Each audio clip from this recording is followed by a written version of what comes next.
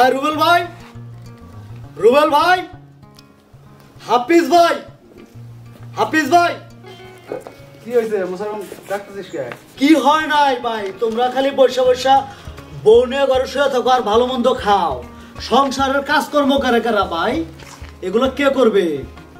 কে ভাই, সংসারের কাজ কাম তো সব তো দুই ভাবি করে, আর মাঠের কাজ তো আমরা দুই ভাই করি। এখন কি সমস্যা হয়েছে কি বল?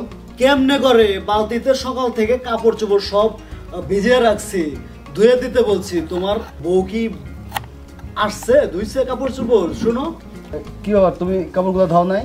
আমার খেয়াল ছিল না।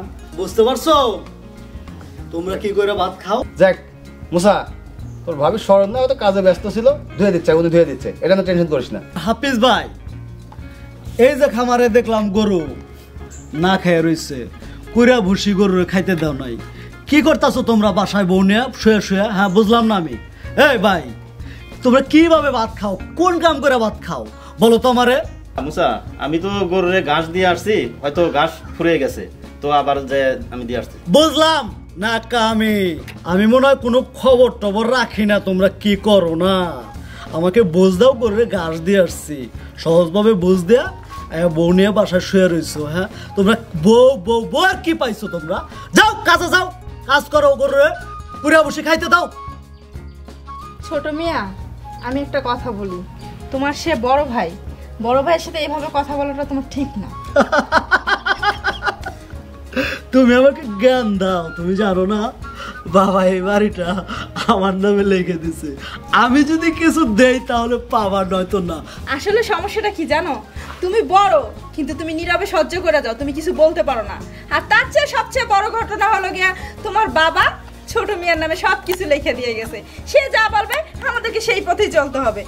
আসলে এভাবে চলতে চলতে আর ভাল লাগতেছে না, এবার নিজে একটা কিছু করো, আর ভালো লাগে না এইসব সংসারে, বুঝছো? কি করব? অকর্মার দেহি সব। কি করব? কি করতে কও ভাবি তুমি? হ্যাঁ আমি যে কাজ দেই সেই কাজ করে না, অকর্মার দেহি গো, বসে বসে খাওয়াইতেছি। আমি এসে জানি দেখি গরু মরু সব খাওয়ান হয়ে গেছে, জাপান টাপান হয়ে গেছে পানি পুনি দিয়ে, আর তুমি তোমার কাজ করো, রান্নাবাড়ি করো, মাছের মাথাটা আমার জন্য রেখে দিও। আর রুবেল ভাই, আমি বলে দিলাম আমার কাপড় চোপড়গুলো যেন ধোয়া হয় ঠিক মতো, তুমিও কাজকর্ম করো, খালি আমার চোখে দোলা দিও না, বুঝছো? যত সব। আসলে কি জানো, এই দুনিয়ার বাড়িতে যার টাকা আছে হ্যাঁ দাম আছে, টাকা নাই দাম নাই। আজকে তুমি বড়, বাবা পারতো না তোমার লিখে দিয়ে যেতে, এই শাসনগুলো তুমি করতা, আজকে তুমি পারো নাই দেখে, তোমার দেয় নাই দেখে, আজকে ছোট মিয়ার নামে দিছে দেখে ছোট মিয়া এরকম ডাফতগিরি দেখাইতেছে। হ্যাঁ আসলে আমার কপালটাই খারাপ তোমার বিয়ে করে, একটা সরল সোজা বিয়ে করে। আচ্ছা তাহলে যাও, যা কাপড় চোপড়গুলো ধাও, মুসা তো আবার এসে রাগারাগি শুরু করবি। আচ্ছা ঠিক আছে, আমি ধুয়ে দিতেছি। আচ্ছা, আর আমি দেখি ক্ষেতের কি অবস্থা।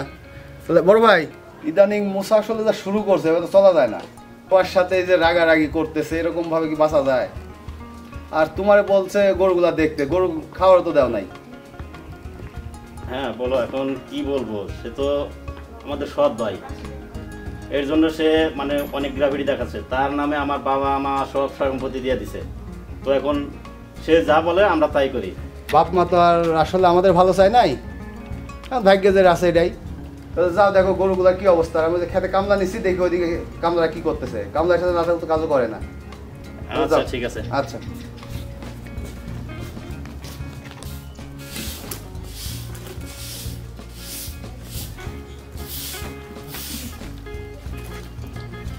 করি, রান্না এখনো হয়নি? এই যে না, সেই সকালবেলা গেছি, এখনো তোমার রান্না হয়নি? আচ্ছা রান্না করতে সময় লাগে না? তো আচ্ছা ঠিক আছে ভাই, তাড়াতাড়ি করো, অনেক আমার খিদে লাগে গেছে। রুবেল, মুসা যে সেই সকালে চলে গেল, মুসা কি এখন আসছে নাকি না কই গেছে? কি জানি, আমি তো খেতে গেছিলাম, খেত থেকে আসতেছি। মুসা আসছে না বাড়িতে? ছোট ভাই তো এখনো বাড়িতে আসে নাই। এ ছোট, কাপড় চোপড়গুলো ধুইয়া লাইরা শুকাইছস? হ্যাঁ শুকাইয়া দিছি। মুসার কি একটা খবর নেওয়া উচিত ছিল না? খবর তো নেওয়া উচিত ছিল, আমি তো মাঠে ছিলাম, এ কই যায় না যায়, মানে আর তো কোনো খোঁজ খবর পায় না, আর ফোন দিলেও তো রাগারাগি করে।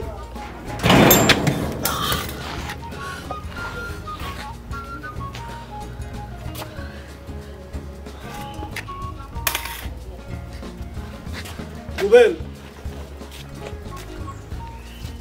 হাফিজ,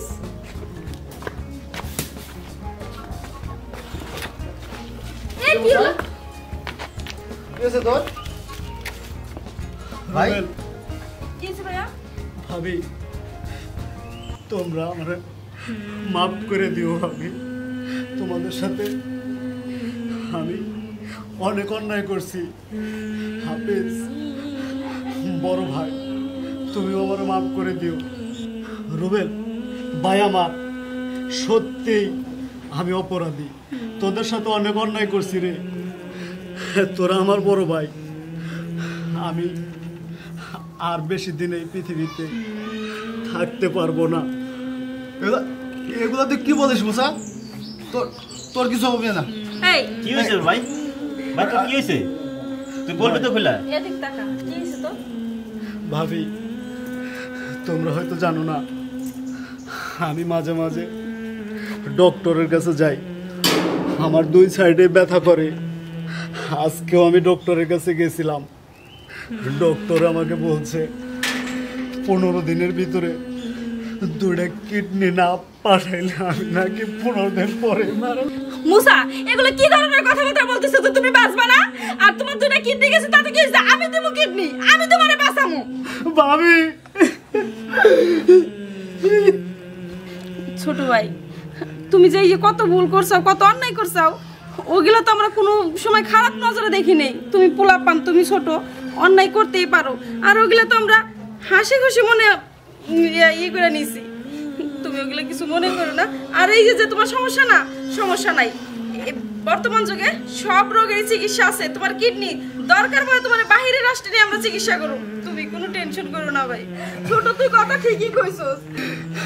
আমি বুঝতে পারছি, তাই আজ থেকে তোরা আমার সৎ ভাই না, আর তোমরা আমার মায়ের মতো 2 ভাবি।